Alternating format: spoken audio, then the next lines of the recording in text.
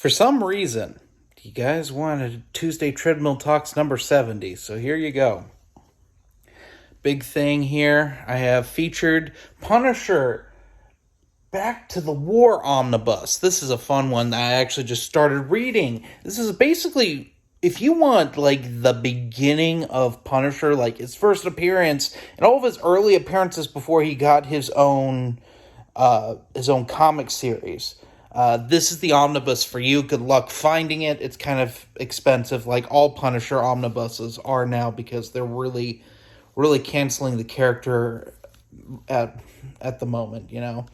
But this has Amazing Spider-Man 129, 134, 135, 161, 162, 174, 175, 201, 202, and annual number 15, Giant Size Spider-Man number 4, Marvel Preview number 2, Marvel Super Action number 1, Captain America number 241, Daredevil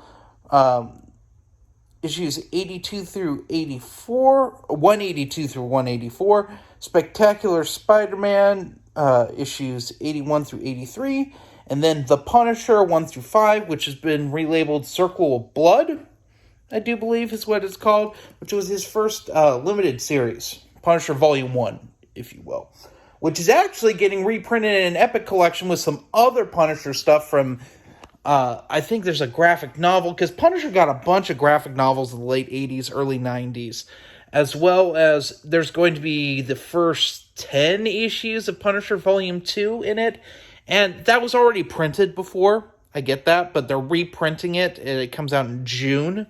I'm really excited for that, so hopefully I'll have this done for then, because I'm just doing a deep dive into Punisher right now, and this channel was built on single issue reviews, so I'm just going to go issue through this omnibus, and then we'll jump into some actual Punisher comics as they stand. And then I want to work my way through as much of them as you can actually read at this point, because there's a lot that have disappeared. Most of Volume 1 of Warzone's gone. Most of Volume 1 of War Journal's gone. You just can't really find them anywhere except for going, like, in the bins at comic book shops and buying single issues, and I'm not about that. I don't have a space for that. But yeah, I'm gonna read... Well, I can show you guys, because there's just a bucket list of these. Like, I got all these trades here. This is most of the Epic collections, missing 2, which, Kingpin rules I have shipping to me now, and I'm just waiting for Circle of Blood to go back into print. The Suicide Run, I think, is the tail end of Warzone, is that story. These are kind of a pain to pull out just because of the shelf. Purgatory, that weird arc where Punisher became an angel of death. Taxi Wars, which is a story that happens during in between arcs of Garth Ennis's Marvel Knights Punisher run. Then I got the movie tie-in. I also have the movie special for the Dolph Lundgren one. I actually have both of those. Then I have all of Matt Fraction's Punisher here. That's all 5 volumes of that.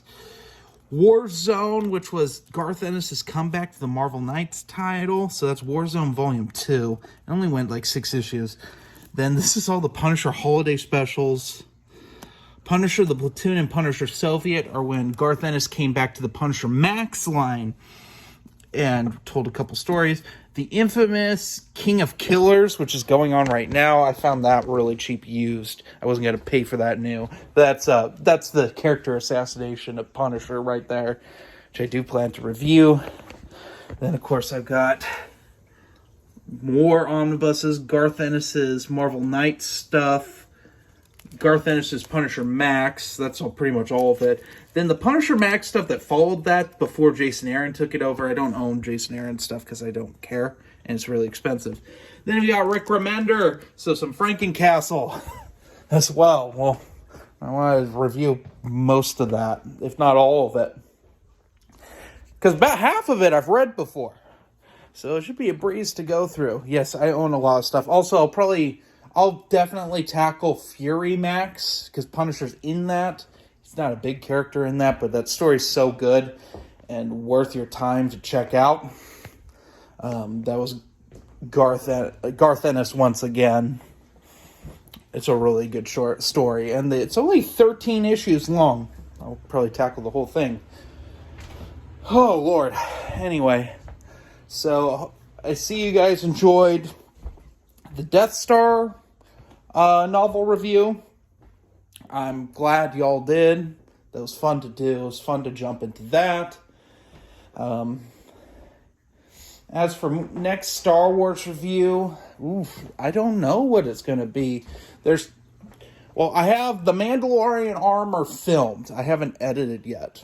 But I don't know if I'll do that first or I have Alien Isolation. One of those two will come out later this week. I'm not sure which yet.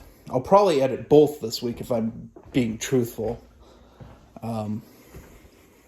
Also, I hope you enjoyed the first part of the King of Our Nightmares live stream that just got put on iTunes and Apple Podcasts and Spotify and all that. That was fun to do. I've gotten 2 of them edited. I also have The Long Walk edited. It just hasn't been uploaded. I need to finish editing Dead Zone. Then I will be caught up on King of Our Nightmares, and I'll just have them coming out. Next episode of King of Our Nightmares won't come out next week. Either I might try to re-edit Walking Without Rhythms, the Walking Without Rhythm episode Dune Messiah we did way back, because I don't want to re-record it. We had serious issues. Serious issues with Noah's internet kept going out on that, as I recall. So it was a real pain in the ass to record, and it turned out to be an absolute shit show. But going forward, I haven't talked to Noah about this, but I don't want to live stream the Dune stuff. It doesn't really get any views. It would get more views, I think, if we did like we did with Live and Let's Discuss. I think it's one of those where it's just easier to deal with that way. Because I really do want to get to Children of Dune. I really want to read that probably in the next month. And that'll be one of the focuses, aside from Live and Let's Discuss, going forward for the next few months, to get through all these Dune books. So I got them here.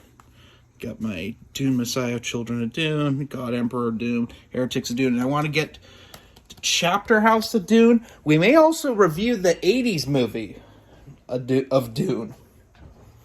Because I own it, and I own the director's cut, and I really want to watch that again.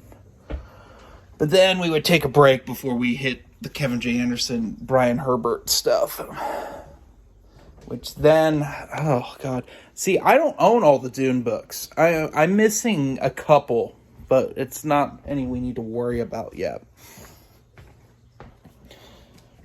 But yeah, I don't want to touch King of Our Nightmares again till probably October. That's what I'm thinking, guys. October should be a good time for that. I am bored and walking around. I do need to head back to work, but just wanted to give you guys a Tuesday Treadmill Talk update. Not on the treadmill, but it is on a Tuesday. So we're half correct. But yeah, next King of Our Nightmares. That's going to be a lot. A lot. If we're going to do all of the 80s in one season, it's like twice as many books as we did last season. But not all of them are really long. I mean, the only real long ones, Talisman, different seasons is a little long. Tommyknockers feels like the longest thing in the world, but it's not. But we do have 2 Dark Tower books, 2 of the shorter Dark Tower books. So that's good. I think we end with the dark half. So, yeah, interesting. We also start with his King's Nonfiction with Dance Macabre. which we will just read the current version of it. Yeah. But I think we start with Firestarter. That's a good way to start the season off. Firestarter, Road Work, Dance Macabre, Cujo, Running Man, Gunslinger, different seasons, Christine, Pet Sematary, Cycle of the Werewolf. I'm just reading off. Most of them are on the shelf right now. Cycle of the Werewolf, Talisman, Thinner, Skeleton Crew, It, Eyes of the Dragon, Drawing of the Three, Misery. It's going to be fun. Tommy Knockers, and The Dark Half. Yeah, because then after that would be the re-release, the uncut version of The Stand, which we already recorded, and that's 1990. Yeah, so that's weird. Season 3 will start out weird. I think we're starting with 4 Past Midnight, but that's like 2024 when that happens. But we're gonna have to be proactive with this next season. At least a lot of these are shorter. They're shorter books. It's going to be... It and the Talisman. I read the Talisman fairly in the last few years. That's pretty long. It's just a behemoth. So season 3 is the real behemoth season. Because that's we get Nightmares and Dreamscapes. Insomnia... Desperation. I mean, Wizard and Glasses, when the Dark Tower books start becoming behemoths too. Yeah. And then that will lead us up to about where his car accident was, I think. Well, is Dreamcatcher in the 90s? I can't remember. I don't know. Doesn't matter right now. We're still in, like, prime Stephen King before shit gets just bad. That's the 2010s for the most part. Oh, Lord. I am tired. Live and Let's Discuss. So, that'll probably... I might do that next. That might be what comes out this next week. We'll put the Moonraker review up. I also have to I'm doing a single cut for Paper Movies. Sorry, that was gross. On Moonraker as well. But I have not recorded that yet. We're also doing special recording. I don't know if it's going to be a single cut at this point.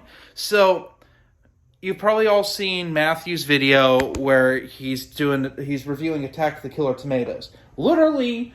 within 2 hours, I get an email from Encyclopocalypse saying, hey, can you review the audiobook? So, he and I are going to review it together. I don't think Adam will be on there, although I got Adam a copy of it. I think he'll do a separate single cut, because I don't think he's available, and I'm very limited on when I can record with people right now. Because I'm basically only doing it on my breaks. But yeah, anyway. I'm going to head off of here. Hope you all have a good day.